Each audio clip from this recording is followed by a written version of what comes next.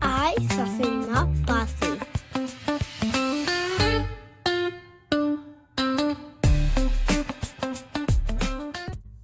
Welcome in, everybody. We have Liz Masucci. Masucci, she's Woohoo. Italian and Irish, just like me. So we are Yes. probably related in the bloodline. Yeah. Liz, thank you so much for coming on today. Thank you for having me. This is exciting. This is so exciting because I'm going to learn so much from you. And I think this is a really important podcast because we're talking about divorce, intuition, and healing through the body because Mhm. I have never been through divorce. I've been through breakups, I've been through deaths, but I've never been through having children, getting divorced, and feeling that loss, grief, and a sense of death where a person's still living. So tell me and everybody here about you and just more about you. Yes. Well, I'm a mother to two children, a 7-year-old daughter and a 5-year-old son. I feel like that's what takes up most of my brain space these days. And I've been an actor for almost 20 years, living in New York City. I produce as well because you kind of have to these days. And I got interested in somatic therapy or just somatics in general, which, in case you don't know, soma means the body. So it's just becoming aware of sensations in your body and how to kind of regulate your system if things get a little heated. And I became interested in that probably around the time that I was going through the divorce because I felt as if talk therapy wasn't really landing in the same way, and I was having some panic, and I was like, "Okay, what can I do about this?" So, I did a course, I did a training so I can use the tools for myself and eventually help other people. So that's been going on, in the last 2 years. And that's kind of where I'm at. So, and it's great because I incorporate some of the stuff I learned as an actor into this because as you know, as an actor, when you're training, you are aware of your body in a certain way and in an expressive way. So kind of married together nicely. Okay. Yeah, absolutely. I walk around and I see a lot because, we are trained actors and you have to know who you are before you play another part. Mhm. And for everybody out there, Liz is in a great film and we will promote it later on. But Smile, the Worst is Thanks. to Come. It's a great film. As an actor, you have to really know yourself before you're good at playing other people. But when you are in the role of a lifetime, right? Going through a divorce, being married, because tell me if I'm wrong, you never got married to get divorced. No, absolutely not. No one does. And I think it's something where things unravel over time whether you're conscious of it or not. I mean, sometimes a big thing happens like an affair and then that's something you have to deal with, but for me that wasn't the case. It was something that I was getting signs and signals and my body was saying something and I was just unsettled. um and it's a hard decision to make, especially when you have children, even if there's a definite no in front of you. It still feels like you're taking a leap. There's a lot of feelings that come with it even if you are choosing to. So now that I'm on the other side of it, I feel like a lot of growth happened for myself. So you can't really say, "Oh, I regret I should have never been in that relationship," because you wouldn't have learned what you're meant to learn, and that was your path. Especially if you have kids, you're like, "Oh, well, my life wouldn't be the same if I didn't have these humans." In a way, I'm glad. Of course, I'm glad the relationship happened, but now I'm in a completely different place. I feel. Okay, talk to me about this because I know so many people that have been divorced, and of course, people change over time. Hmm. I just see a lot of people that are still married that feel stuck and they feel as though they're going to be guilty or their kids are going to be messed up, quote unquote, because they get divorced, but they're fighting every day. The kids are seeing this every day, but they're in this feeling of stuck. What, in your expertise, would you say to a person that's like, I really feel like I need to reset, I need to feel unstuck? how do I how do I start? How do I begin? How does one just start to look at life around them and begin this journey? I think you have to take a look at the relationship you have with yourself. I think that's a good place to start because a lot of people are just reacting, just in reactionary mode with their partner. And I read an interesting thing from this doctor who works with relationships, and she said we often choose someone whose wounds fit with our puzzle pieces, so we get triggered. And I think if you take some time to really look at your actions, what your values are, kind of go inward a little bit and see if that relieves some of the tension, because everyone says, "Oh, blaming you do this to me." It's a two-way street.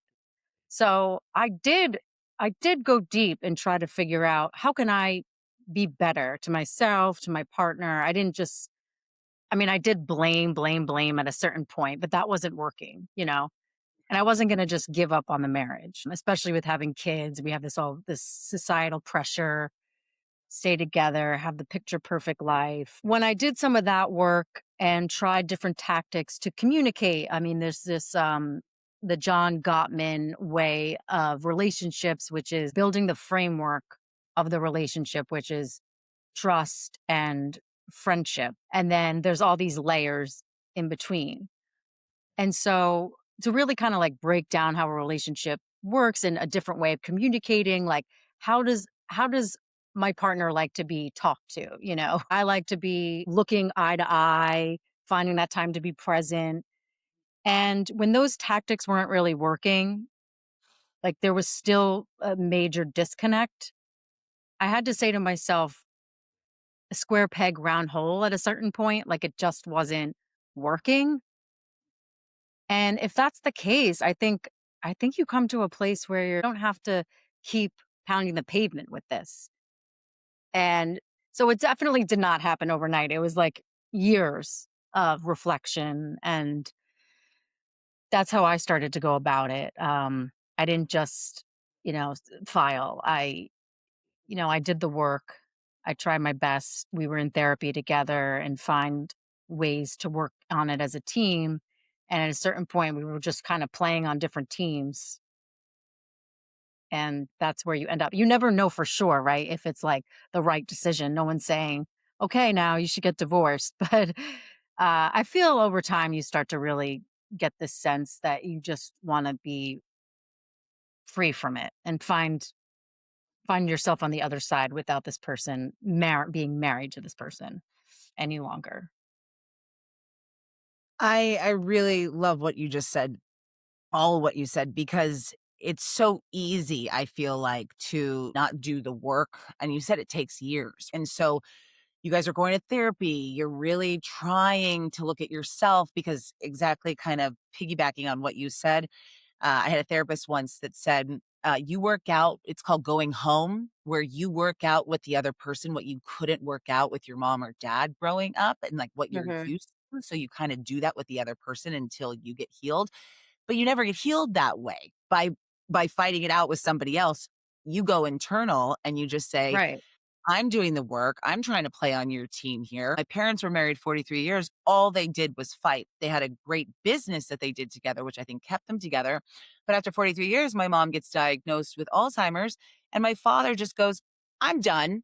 I'm going to find another woman. And he leaves her.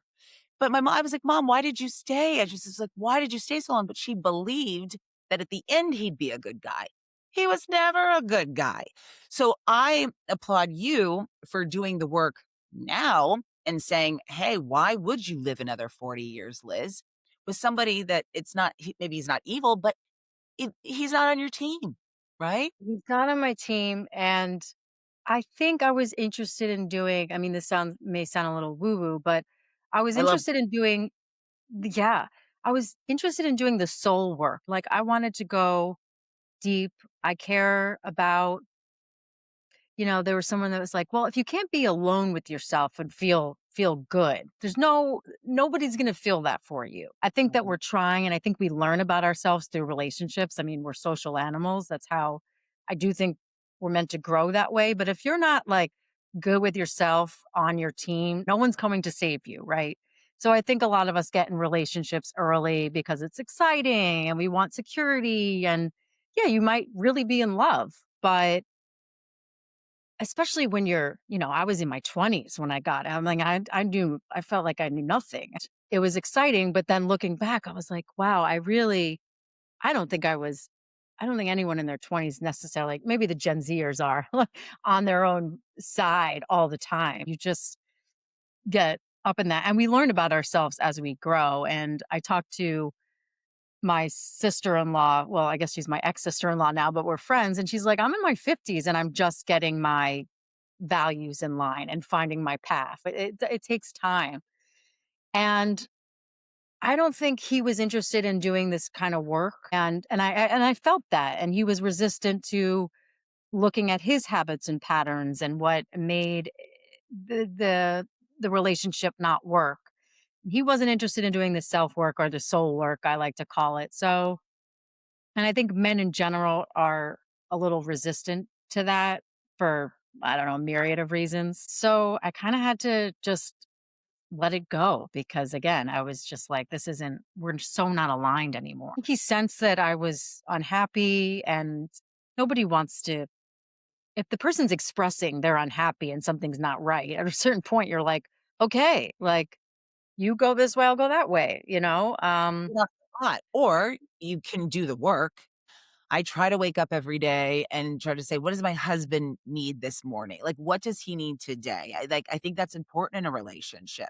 And then I think it's so great what you're saying too, because I don't know, the Paris Hiltons of the world, all these people of the world, I'm just like, how do you jump? Especially in your 30s and 40s. How do you jump from relationship to relationship to relationship, like right after the other, and think that the next one's just going to be dandy when you're not even sound mind of what happened in the last one?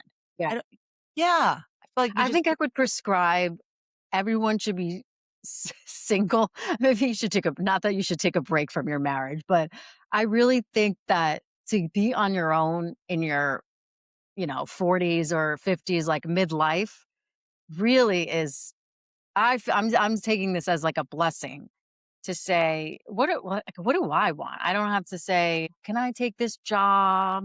Go here? Can I watch, I want to watch even the simple things. I want to watch this show and not worry what you're going to think about my Bridgerton or whatever.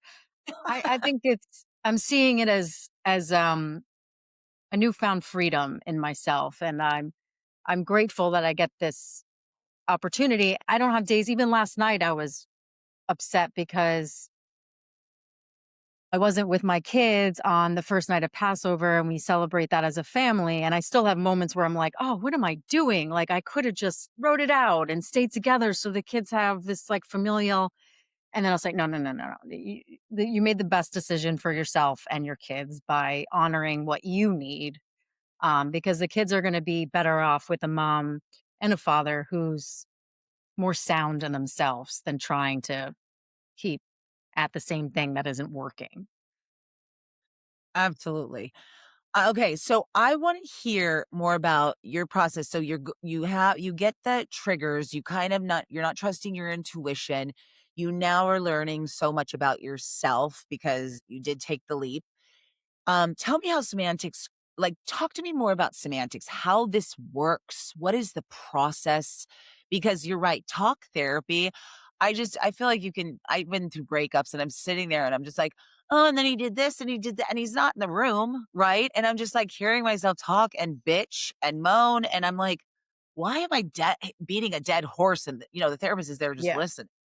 But I'm like, I'm riled up and I'll never forget. I went to two therapists at the time when I had a breakup because I was like, one was just a New York, like just hard older woman where she's going to give it to you as is. Yeah. And the other one was like this soft, like, let me Yeah. rock you and hold you. So I went to the tough one and she was great. And she was just like, what did she say? Stop crying. Let's do this.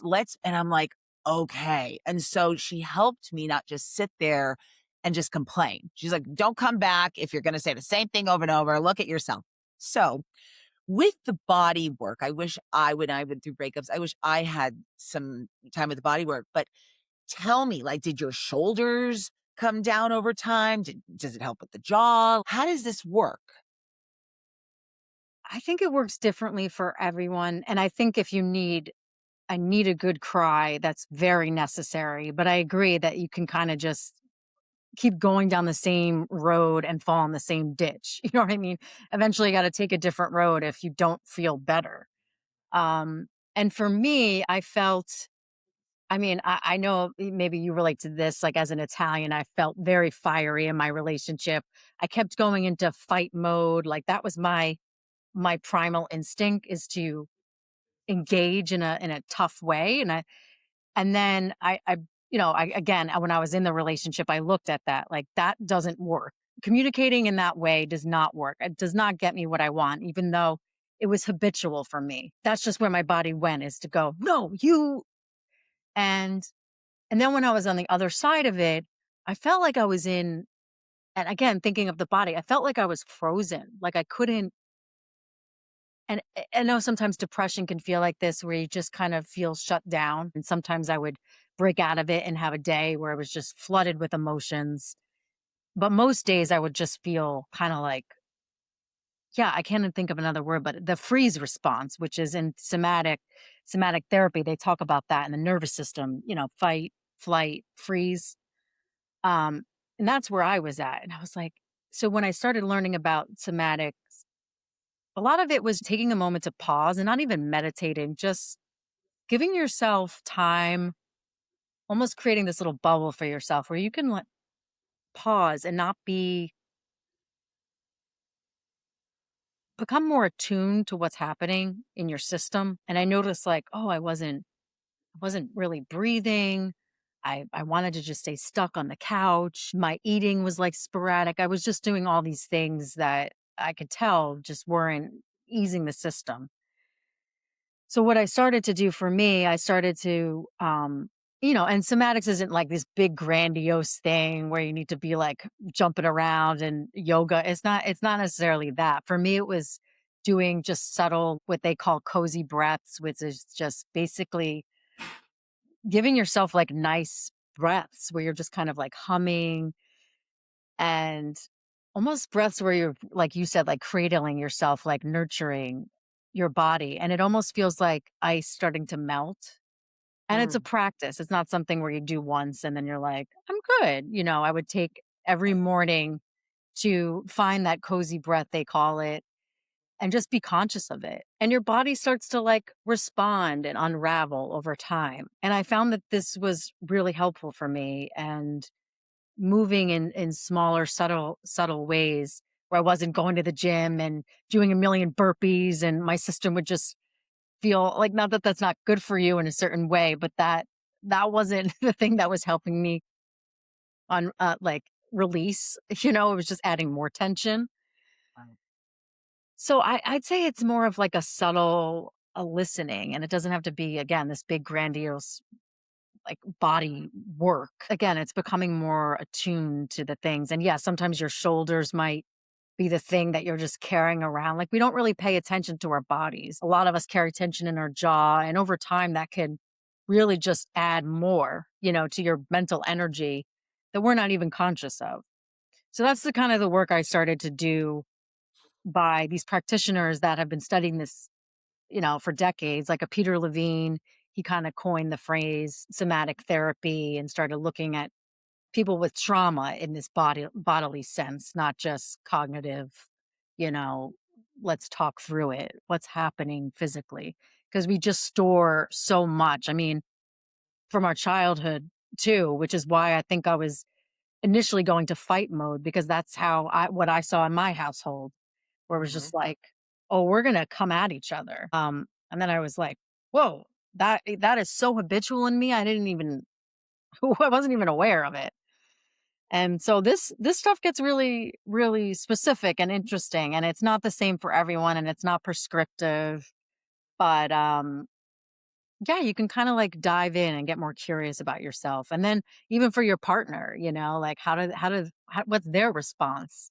And then you know how to work with it. But I took it seriously because I was in a place where my emotions were, and I'm not opposed to medication. Like I take medication to help with anxiety and depression, but I know that that's guardrails. That's not the whole picture.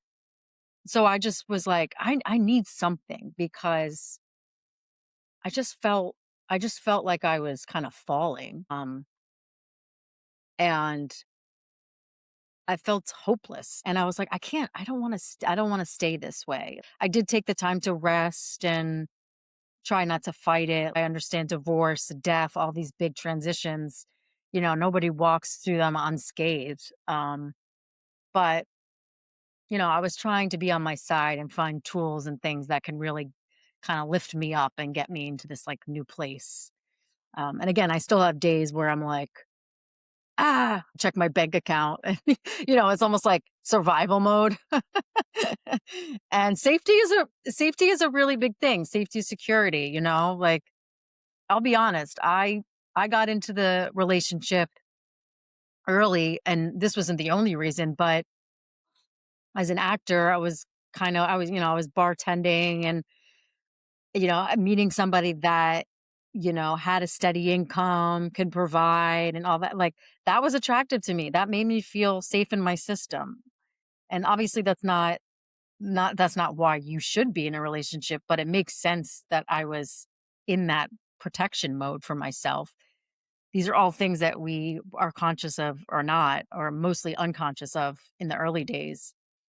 Um, so yeah, that's sometimes the feeling I get now where I'm like, well, I have enough money to take my kids to camp, like things like that, where it starts to like feel unsafe, like insecure. And then how does your body react when you look at your like, how did it used to react? And then now with all the work that you've done and the teachings that you're doing now with clients, what do you do in that moment? Like, give me an example, because that is so relatable for all of us. Let's be real, especially having kids in this day and age. I cannot even go to Target. One bag is like $150. Okay, I can't. But so you used to look at your bank. Let's just say you would, if the 1.0 Liz would look at the bank account, and then what would it be like? Just spinning. Like, what would you do Yeah, I before? would get flooded. Yeah, the first part of my life, I didn't have to think about finances in the same way because he was in a consistent job that provided, and I was okay with much less income at that time, and I wasn't thinking, "Oh, well, one day I'm gonna be divorced, so I should worry about that." No, again, we don't go into marriages, and usually someone provides a little bit more than the other, and then maybe that goes back and forth over time, and that's fine.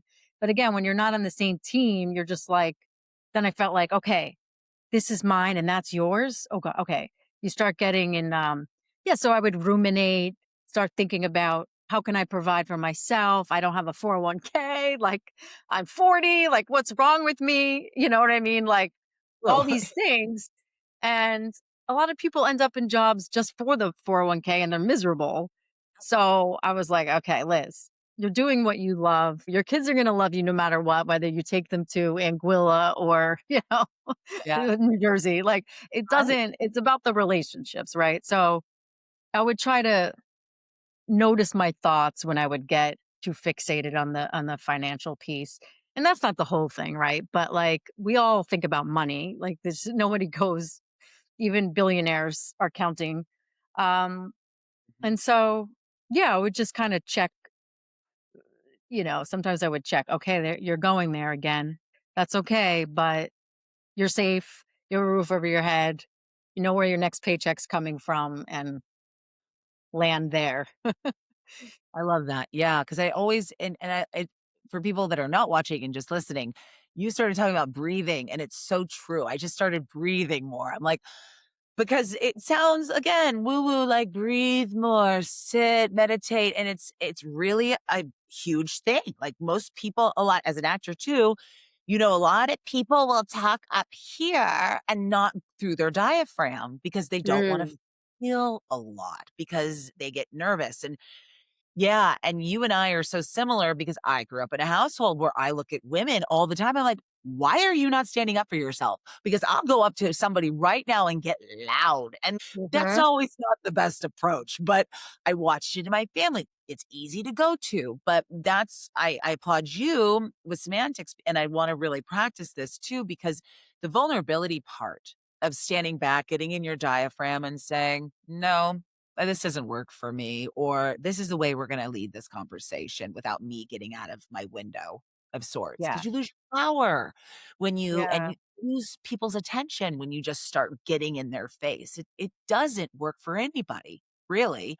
That's why I No. created Saucy, Not Bossy, because nobody wants a boss. And I hate this boss bitch culture. Like, you're just saucy. Nobody wants a bossy mom. No one wants a bossy girlfriend, wife.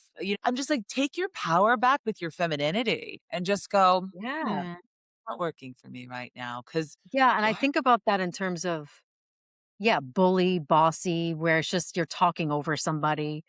It doesn't work, and, unfortunately, we're seeing it played out in politics and the government. So, like, it's getting promoted, but not a lot gets done, which is obvious. And people, it's the connection. It's being here. It's saying, I think this. Now, what do you feel? And I think some people get caught in a repetitive cycle, and it makes sense because we got to go to our job. We're not sitting down going, well, reflecting necessarily. But if you're feeling, if you're just feeling ick and something's not right, and you come home to the same person every day when you're married, you sleep in the same bed as them usually. They're a constant in your life. So why wouldn't you take the time to evaluate and see, But most people don't want to look inward because it's really hard. It's work. It's definitely not a cure all situation. It's like going to the gym. You got to work out. Yeah, you got to build Yeah. one muscle at a time. And yeah, it's just like, yeah, and with another therapist, like I would walk in and I'd go, because that's me. I'm just like high energy, ADD, like, and she was like, close your eyes and breathe for three, like just for three huge breaths. And then I just started bawling. Yeah.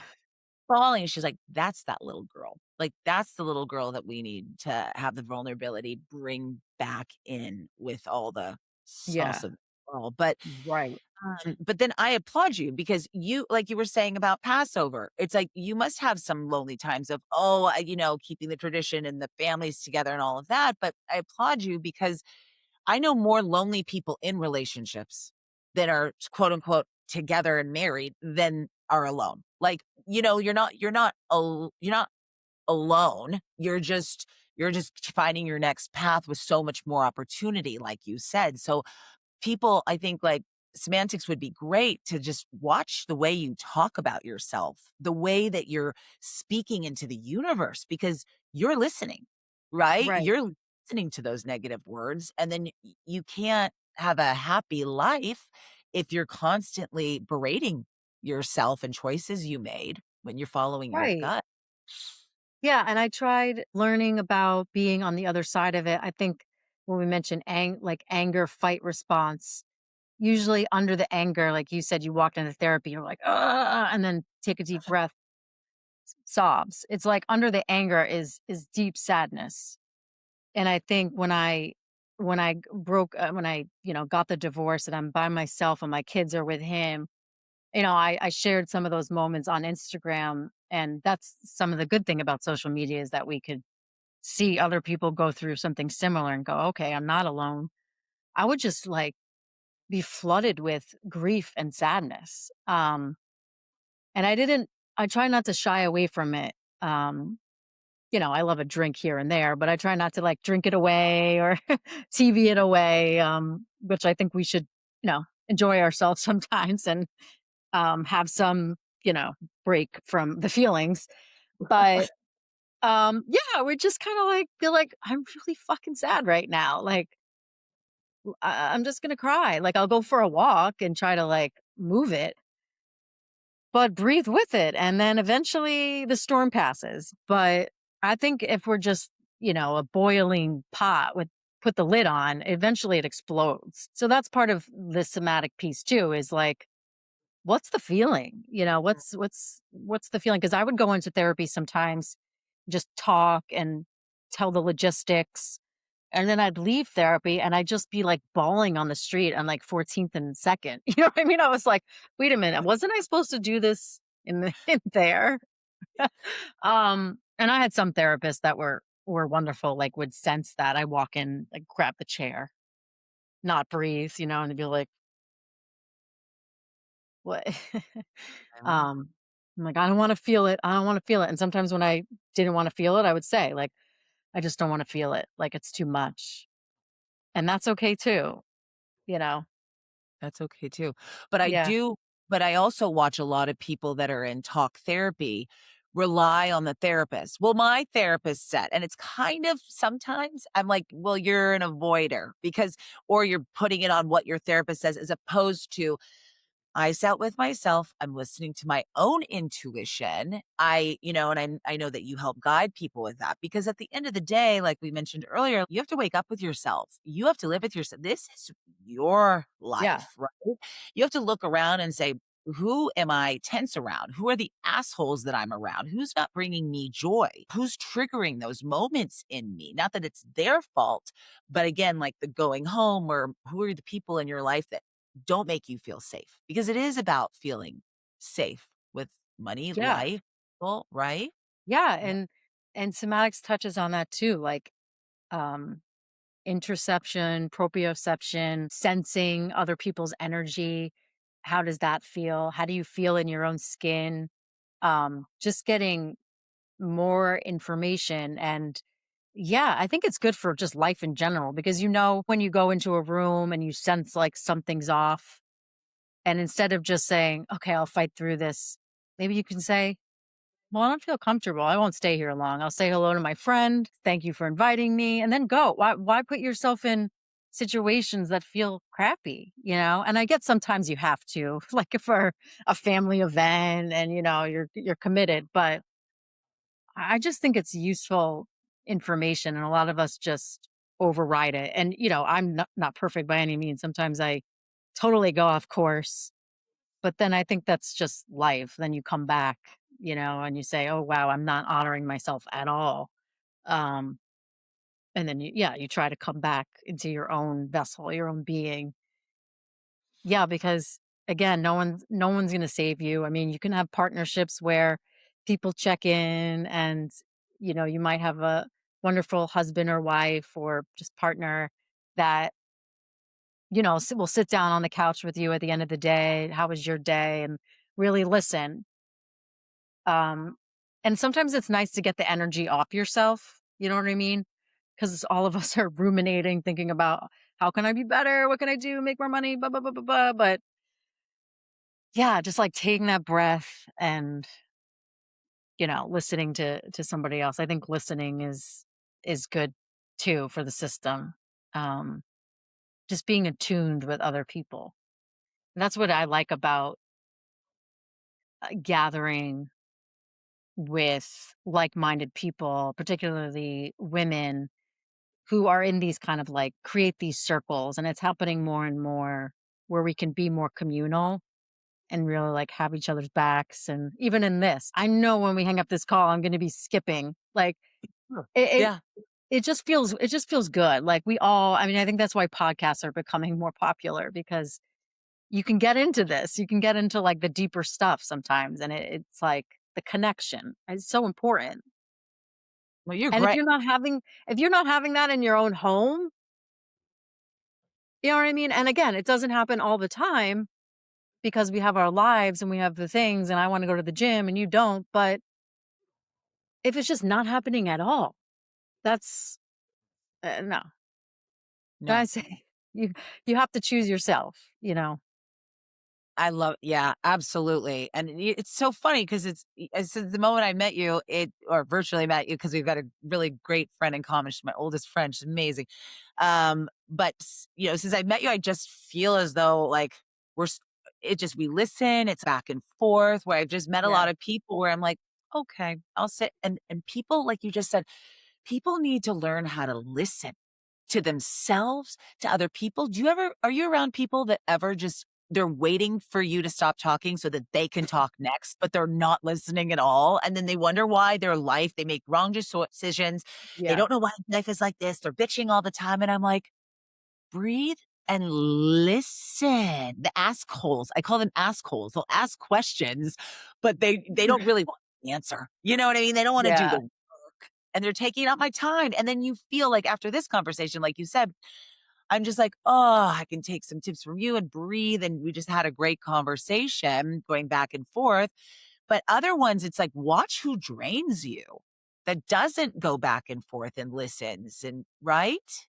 Yeah. And I think, when you have friends for a long time and maybe that's their habit, you're a little more like lenient, that we all have that friend that only talks about themselves. So you're like, Yeah.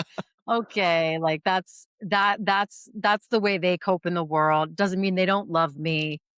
If I came to them in a crisis, they would help me. But yeah, in terms of like everyday interactions, sometimes I'm on the subway, I don't look up. I do think that's so important. And I think as a mother, you see that with children, right? Mm. They're gonna get more aroused if you're just like this and looking at your phone. But if you just give them, even a minute and say, what's going on?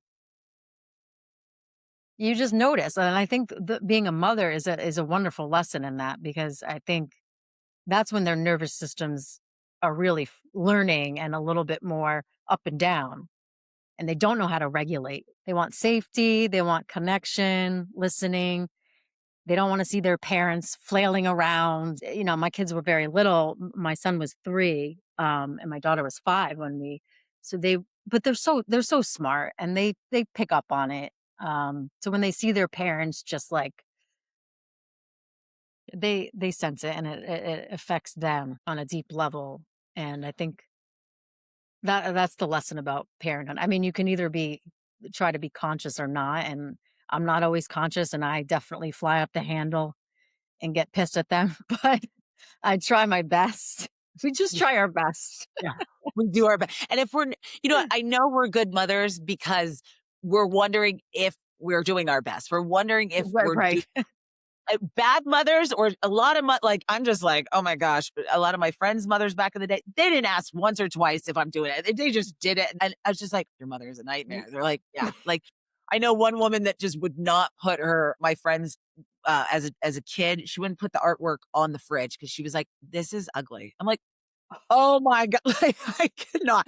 So I love everything, but it's true. With kids, they teach you so much about if you're heightened, it's true. Or like I'll look at my daughter, I'll say, just breathe right now. Like take a few breaths. And then Yeah. I do it with her and I'm like, okay, we're all okay. I'm reminding me to breathe, or reminding Yeah. me chill out for a minute. We're all Yeah. like big kids, and if we didn't have most of us did not have parents that were asking. Like, my mother tells me stories of my grandmother, and I'm like horrified. And she came from Ireland with like 7 brothers, and God only knows what she's been through, or troubles, and coming over in the 50s in a foreign country. So and my old therapist wrote this book, Emotional Inheritance, and the unconscious like gathering of things that we don't even know in our DNA from our ancestors, and things that happen. But I think what's beautiful about like the research now, especially around parenthood, is getting this information and realizing like kids kind of need this attention. I mean, it kind of is primal and intuitive, but sometimes not so much, unfortunately. And I think that's important. And I think my kids taught me a lot. Um and yeah, I felt like that hopeless place that I was in sometimes, I was like, well, I do want to be there for my kids in a really present, joyful way. So I'm gonna work through this. Um, so that kind of gave me like a bit of a kick in the ass. Our kid's great for that, because I look at people that, go through divorce and they don't have kids, and they're all finding that, I was talking to this therapist about it, where it's like they go and find the smoothie, they can go travel, they can avoid, avoid, avoid. But with kids, Yeah. no, there's no, you have the school, you Yeah. got the routine, my daughter is just like, get up, let's go. You're grieving. I have this to do. Like, let's just keep Right. moving. Little Okay. dictators. Yeah. Right. And I'm like, "We can balance this." There's a lot of teaching lessons there, but there's a lot of learning lessons for me where I still have to balance and stay present Yeah. and then take my but yeah, kids are good for that, I will Even, without divorce, just like having kids in Period. general, they could they could really trigger you. Like there was this one cry that my daughter would make, like a whine, and Oh, every time she did it, like something would happen in my like I would literally just want to run away. I was like, I yeah, can't deal with this. You know what I yeah, mean? I was like, yeah. okay, that's interesting. How do I acknowledge it without, giving into it too much, but just so yeah, there's all these lessons and again going back to the divorce, I think it was kind of like a hat on a hat. Like I was just, or maybe like stacking the intensity because I was dealing with kids, small kids, and then feeling like I didn't have a partner to say, "Oh my god, wasn't that like a crazy reaction?" I literally started from scratch, moved into apartment, had to buy plates, a Swiffer. Like I like that I moved because I kind of got like a fresh start. And I know a lot of the times, the mother will stay in the house, but for me it was the other way. And um yeah, I was like, okay, I gotta like restructure everything it makes sense why I felt a little lost because it was like divorce and moving at the same time, and those are like big life events. Huge, huge. So it's like, okay, I can be kind of kind to myself, even a year and a half ago, not that long ago, but a lot of progress has been made, I Yeah, think. you're doing the work.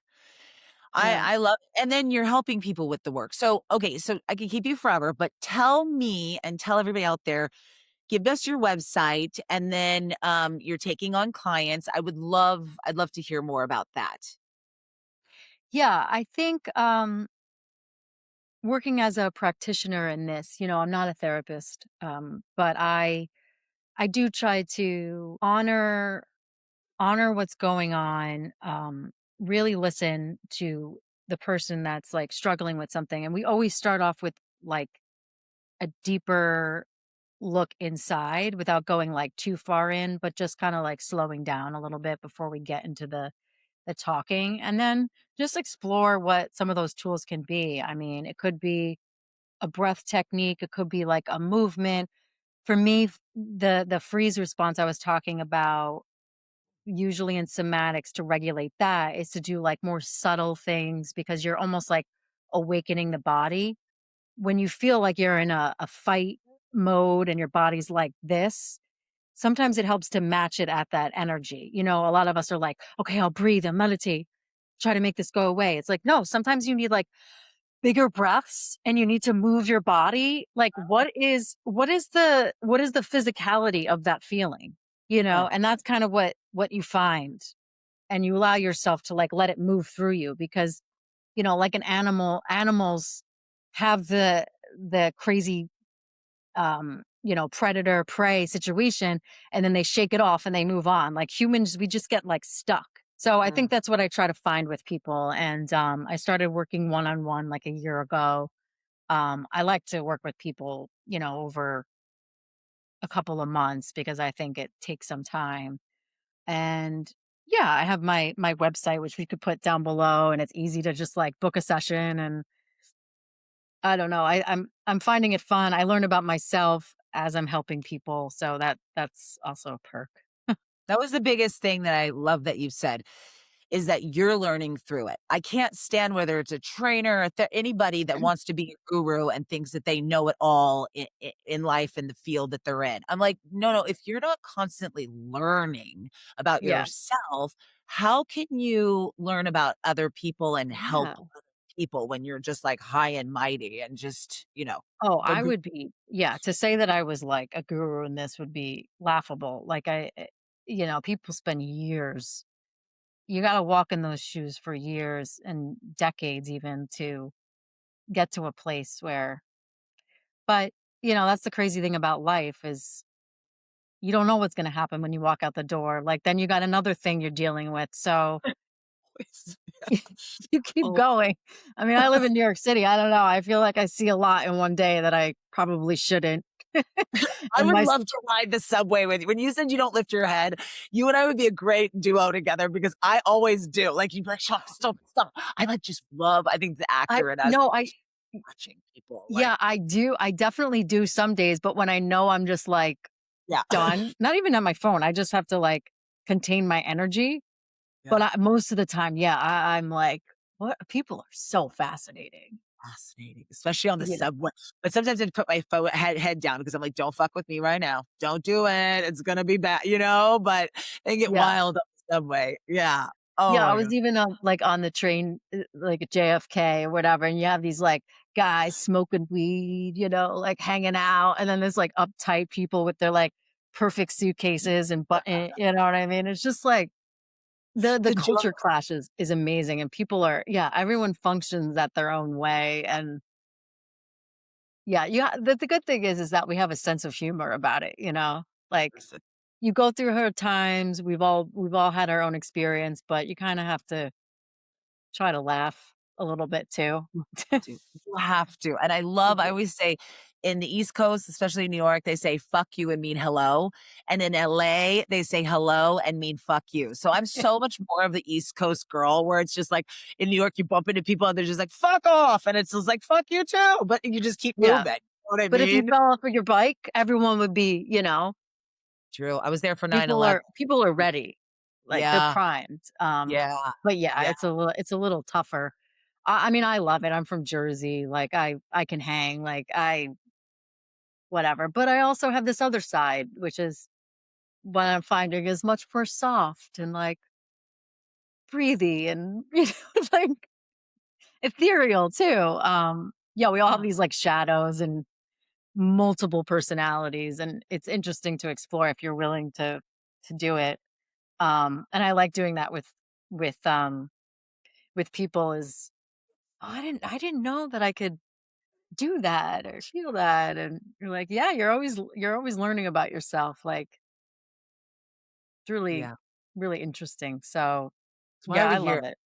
Why are we here if we're not learning? I don't understand it. So, but Yeah. yeah, I learned from you today and thank you. You are so wonderful. And then I'm gonna put your Instagram because I love your Instagram. I love how real you are. And I love, before I just kind of jump on with people and I'm like, okay, we can edit it out or whatever. And you're like, I'm good to just talk. So I just feel Yeah. as though this is every conversation we have, whether it was on the phone or here where people are listening. I feel like you're just you. And I just thank you for having this conversation with me today. This is great. Yeah, I mean, I know like I've seen things that have really helped me when people are at their rawest and open, and that's helped me, so I try to be that way too. I find that's the most interesting thing. Like even watching actors, like people that are really like giving it their all, like that's more interesting than the buttoned up masked version.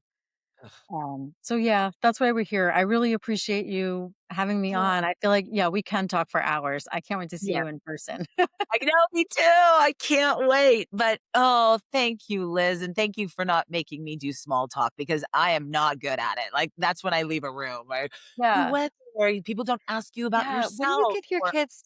What kind of snacks do you give your kids? Like, I can't. The whole like, did you like the school and blah, blah, blah. No, I can't do that. Like, oh my God, you brought chips? That's so unhealthy. I'm like, stop it. Like, I was the fat kid that hid all the food under my bed because I grew up with a bodybuilding dad. I'm like, no. yeah, She wants chips. She's going to have some chips. What's it going to be? she's I gonna eat the chips. Yeah. we'll talk about this with you for like 40 minutes. And no, I'm good. Yeah. Let's talk about how my daughter put gum in my hair or the fact that, I didn't react to my son peeing all over the floor yesterday. You know what I mean? Yeah. Yeah, those are real conversations. Exactly. Exactly. We need that. We need that, especially as moms, because we could tend to judge ourselves a lot. It's not helpful. No, but thank you so much. And I can't wait to meet you in person. And then, yeah, we'll talk soon, Liz. Yes. Appreciate Thank you. you. Really appreciate it.